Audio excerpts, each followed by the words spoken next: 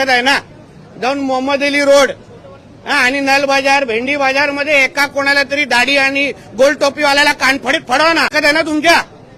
ते काय मराठी शुद्ध मराठी बोलतात की काय? त्यांच्या थोबाडातून कधी आम्ही मराठी ऐकलं नाही, अल्लाह अकबर सोडून. मग तिथे का नाही त्यांचे थोबाड फोडायची हिंमत करत? तिथे का नाही एका फेरीवाल्याला पकडत? आमच्या कुठल्याही हिंदूला अशा पद्धतीने कोण मारत असेल तर आमचं सरकार नक्की कारवाई करणार.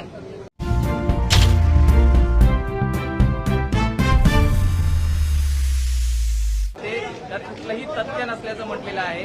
सरकारने मग जाणून बुजूनच आदित्य ठाकरेंना बदनाम करण्याचा प्रयत्न होता असा आरोप आता विरोधक करत आहेत. मुळामध्ये एक समजून घ्या की अहवाल किंवा ऍफिडेव्हिट हा 17 जूनला केलेला आहे. 17 जूनला तो आज तुमच्या नजरेसमोर आलेला आहे. आणि जो ऍफिडेव्हिट सरकारच्या वतीने एसआयटीच्या वतीने कोर्टामध्ये गेलेला आहे त्याबद्दल नेमकं कोर्टाने काल काय ऑब्झर्वेशन दिले त्याबद्दल थोडी तुम्ही माहिती घ्यावी. तुमचे कोर्टचे बीटचे रिपोर्टर असतात त्यांच्याकडून थोडी माहिती आपण लोकांनी घ्यावी. शेवटी हा विषय फक्त नितेश राणे पुरता नाही, दिशा सालियांच्या स्वतःच्या वडिलांनी पण आरोप केलेला आहे. आणि जो ऍफिडेव्हिट काल जो दाखल झाला 17 जूनला त्याच्या विरोधात तिच्या वडिलांनी पण एक दुसरा ऍफिडेव्हिट केलेला आहे त्याला चॅलेंज करण्याचा. म्हणून हा कोर्टात मध्ये चालू असलेला मॅटर आहे. कोर्टामध्ये त्याबद्दल किती भाष्य करू शकतो याच्याबद्दल प्रश्नचिन्ह आहे. आणि मुळामध्ये हा फक्त नितेश राणेचा विषय नाही, राजकीय आरोपाचा विषय नाही. मग दिशा सालियांचे वडील ज्यांनी स्वतःची मुलगी गमावली ते पण काय राजकीय आरोप करणार आहेत का? ते पण कोणाचं नाव मुद्दामून घेणार आहेत का? ते स्वतःच्या त्यांनी जे ऍफिडेव्हिट जे त्यांनी कोर्टामध्ये केलं त्याच्यामध्ये त्यांनी आदित्य ठाकरे, डिनो मोरिया सगळ्यांची नावं दिशा सालियांच्या वडिलांनी घेतलेली आहे. एक लक्षात घ्या. आणि म्हणून मी एवढंच सांगेन की पिक्चर अभी बाकी आहे, पूर्ण पिक्चर अजून संपलेला नाही. 16 तारीख दिलेली आहे. पुढच्या तारखेनुसार त्या तारखेवर काय होतं ह्या दिशा सालियांच्या केस संदर्भात आपण बघू, काय हरकत नाही. राज्य सरकार आणि आत्ताचे पोलीस आत्ताच्या त्यांना शेवटी काय जे नजरेसमोर दिसलं असेल तेव्हा त्यांनी योग्य पद्धतीने अहवाल दिला.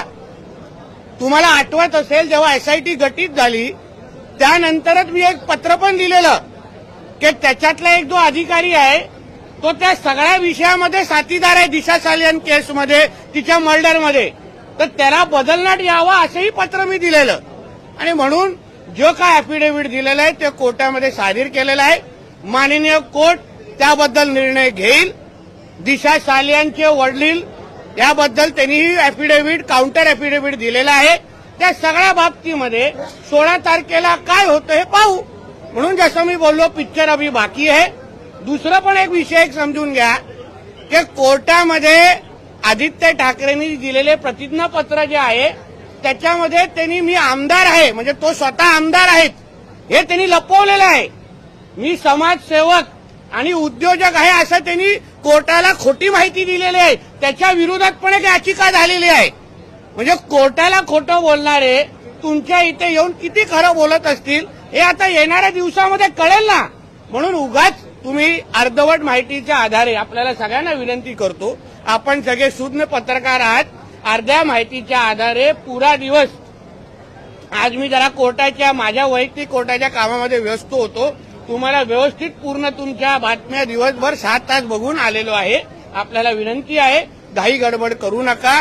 कोर्टामध्ये हा विषय चालू आहे. एका मुलीने आपलं आयुष्य गमावलेलं आहे, एका वडिलांनी त्यांची मुलगी गमावलेली आहे. आणि म्हणून आपण माननीय कोर्टामध्ये जो चाललेला जो केस आहे त्याबद्दल आपण थांबावं. म्हणून बोलतो ना, आता त्याबद्दल उत्तर देण्यापेक्षा आगे आगे देखो ना होता है क्या, बघू ना कोर्टामध्ये काय होतंय. म्हणून हे सगळे जे तुम्हाला जे सांगून ते ठेवलेले हे उत्तर आहेत ना ते कुठेतरी रेकॉर्ड करून ठेवा, नंतर एकत्र वाजवायला भेटेल. भाऊच्या धक्क्याच्या इथे हे तुम्ही वाचलं पाहिजे ना. तुमचं काम मी कशाला हलकं करू. भाऊच्या धक्क्या इथले जे कोळी बांधव आहेत ते मत्स्य व्यवसाय करतात, त्यांना नोटीस आलेल्या आहेत आणि त्यांचं त्याबद्दल मी आताच माहिती गेलेली आहे. जो राज्य सरकार आणि केंद्र सरकार काही वर्षापासून तो सुरू असलेला वाद आहे. काही थकबाकी बाकी आहे, त्यासाठी केंद्र सरकारच्या संबंधित खात्यांनी नोटिसेस पाठवलेल्या आहेत. मी संबंधित अधिकारी जे बॉम्बे पोर्ट ट्रस्टचे आहेत त्यांच्याशी मी बोललेलो आहे, त्यांना उद्या बोलून घेतलेलं आहे. आमच्या कोळी बांधवांना आमचं राज्य सरकार कुठेही वाऱ्यावर पडून देणार नाही, त्यांनी ते चिंता करू नये. हे काय महाविकास आघाडीचं सरकार नाही, हे देवाभाऊंच्या नेतृत्वात असलेलं महायुतीचं सरकार आहे. आमच्या सगळ्या मच्छीमार बांधवांना, कोळी बांधवांना पूर्ण ताकदीने आमचं सरकार त्यांच्याबरोबर उभं आहे. लागलं तर मी संबंधित मंत्र्यांना बोलीन, त्यांना जाऊन भेटीन, पण आम्ही त्याच्याबद्दल मार्ग काढू.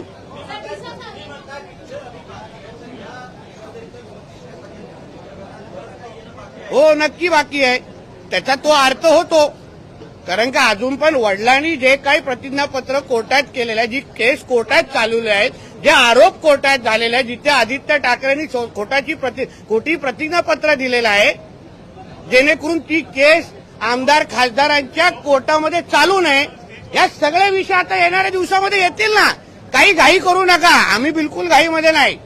त्या आमच्या दिशा साल्या नामक बहिणीला निश्चित न्याय भेटणार आणि असलेले हे सगळे खुनी जेलमध्ये जाणार. एवढा ढोंगणात ताकद आहे ना, जाऊन मोहम्मद अली रोड आणि नल बाजार, भेंडी बाजारमध्ये एका कोणाला तरी दाढी आणि गोल टोपीवाल्याला कानफडीत फडवा ना. ढोंगणात ताकद आहे ना तुमच्या. ते काय मराठी, शुद्ध मराठी बोलतात की काय? त्यांच्या थोबाड्यातून कधी आम्ही मराठी ऐकलं नाही, अल्लाह अकबर सोडून. मग तिथे का नाही त्यांचे थोबाड फोडायची हिंमत करत? तिथे का नाही एका फेरीवाल्याला पकडत? आमच्या कुठल्याही हिंदूला अशा पद्धतीने कोण मारत असेल तर आमचं सरकार नक्की कारवाई करणार. हे हिंदूंनी बसवलेलं सरकार आहे, हिंदुत्वादी विचाराचं सरकार आहे. म्हणून असे कोण काय करत असतील त्यांना मी गाडी देतो, जा ना आता नळ बाजारला जाऊन उभा राहा. तो काय तिकडले असलेले फेरीवाले जे मटण विक्रेत ते काय मराठीमध्ये बोलतात? तिथे आपली हिंमत दाखवायची नाही, सगळी छाती ताण करून की आमच्या घरी हिंदूंना दाखवायची. तिथे सांग मराठी में बोलो, मग कुठून आजान काढतील दिसेल. मग हिंमत दाखवायची, आम्ही तिथे बोलण्याची हिंमत ठेवतो. आणि बाळासाहेब ठाकरेंच्या विचारात चालणारे शिवसैनिक आहे ना, हे नलबाजारमध्ये जाऊन कान फोडवतील आणि त्या लोकांना तोंडाने मराठी काढतील, गरीब हिंदूंना मारणार नाही. म्हणून अशा पद्धतीचे प्रकार वारंवार अगर आमच्या हिंदूंवर होत असतील ना, तर आमचं पण सरकार तिसरा डोळं उघडेल, हे तरी लक्षात ठेवावं.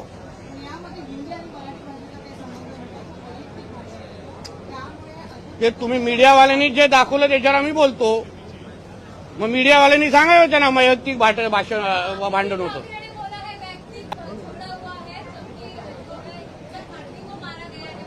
मारा ही गया है ना, एक हिंदू को मारा गया है ना, एक हिंदू को मारा गया है. तो मुझे बोलना है कि इतनी हिम्मत जाके नल बाजार और मोहम्मद अली रोड में दिखाओ ना. वो जो दाढ़ी वाले और गोल टोपी वाले क्या मराठी में बात करते क्या? शुद्ध मराठी में बात करते क्या? उधर जाने की, उनको कान के नीचे बजाने की हिम्मत नहीं है. जावेद अख्तर क्या मराठी में बात करता है क्या? आमिर खान क्या मराठी में गाता है क्या? उधर उसके मुंह से मराठी निकालने की हिम्मत नहीं है. ये गरीब हिंदू को क्यों मारने की हिम्मत कर रहे हो? ये सरकार हिंदू ने बिठाई है, हिंदुत्व विचार की सरकार है. इसलिए इस तरह की कोई भी अगर कोई हिम्मत करेगा तो हमारी सरकार भी तीसरी आंख खोलेगी. इतना मैं कहना चाहता हूँ. हिंदू राष्ट्रामध्ये हिंदूंना फूट पडण्यासारखी आहे. आमच्या देशाला इस्लाम राष्ट्र बनवण्याचे हे षडयंत्र आहेत. अहो, आमच्या हिंदूंची जनसंख्या मुंबईमध्ये कमी करण्याचे प्रयत्न होत आहेत. लव्ह जिहाद, लँड जिहाद आणि ह्या सगळे नाटकं करून हिंदूंचं पलायन कसं होईल, हे सगळे प्रयत्न, त्याच्यामध्ये हिंदूंनाच मारण्याचे कार्यक्रम होत आहेत. मालवणीमध्ये जावा ना, ते काय सगळे एकदम शुद्ध मराठी बोलतात की काय? तिथे का नाही जाऊन मारत एक पण? हे जे कोण छाती ताणून बोलतायत ते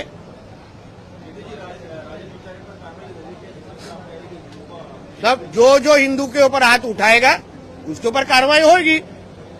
वैयक्तिक वादाचा कुठला विषय असेल त्यावर आपण बोलू शकत, किसका पर्सनल इश्यू होएगा उसके ऊपर बोल नहीं सकता, मगर अगर इस तरीके से कोई दादागिरी हिंदू के ऊपर कोई करेगा तो हमारी सरकार कार्रवाई करेगी। आदित्य ठाकरे ने डिफेमेशन केस डिलिव्हरी बॉयने घरात घुसून तरुणीवर बलात्कार केला आणि सेल्फी सुद्धा काढला तिचा, त्याविषयी कारवाई होणार ना, कायद्याने सुव्यवस्था राखणं हे तर आमचं सरकारचं काम आहे। फडणवीस साहेब आहेत तुम्ही गृहमंत्री, चिंता करू नका, कारवाई होणार, परत डिलिव्हरी करायला जाणार नाही एवढी काळजी घेऊ।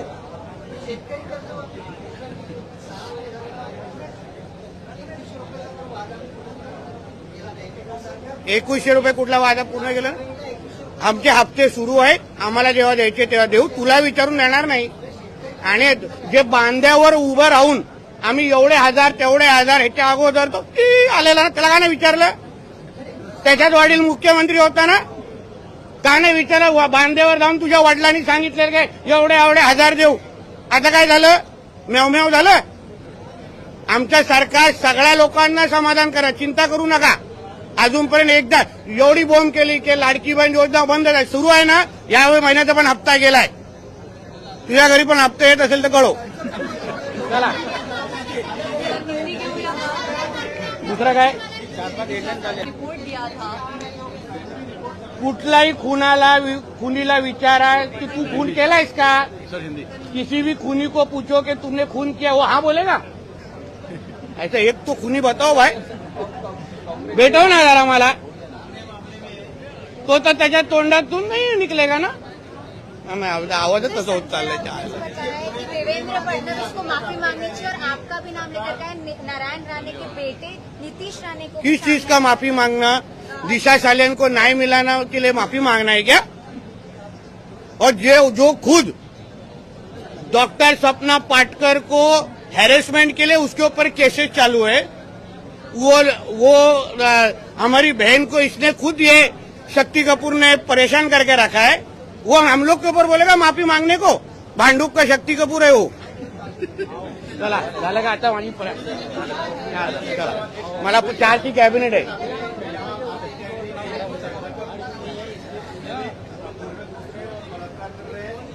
सरकार का खौफ क्या है ना, वह कहीं आने वाले महीनों में समझेगा, जब भी दिशा सालियन का जजमेंट आएगा तो भी समझेगा कैसे करजत के फार्म हाउस में भाग के जाता है। लास्ट में हिंदी में पिक्चर अभी बाकी है, हिंदी में पिक्चर आप बोलेगा इसलिए मैं रिपीट नहीं करना। कांग्रेस के राष्ट्रीय प्रवक्ता है मल्लिकार्जुन खड़गे, अध्यक्ष हैं, उनके बेटे प्रियांक खड़गे हैं, वो ये कहते हैं कि अगर कांग्रेस सत्ता में आई तो वो आरएसएस को बैन कर देंगे। कांग्रेस कभी सत्ता में आने वाली है नहीं। एक हाँ, ये मुंगेरी लाल के हसीन सपने हैं, उसको भी मालूम है जो सच होने वाला नहीं है। उसके पिताजी कभी प्रधानमंत्री नहीं बनने वाले, तो सपना देखने का क्या प्रॉब्लम है? चलो, थैंक यू।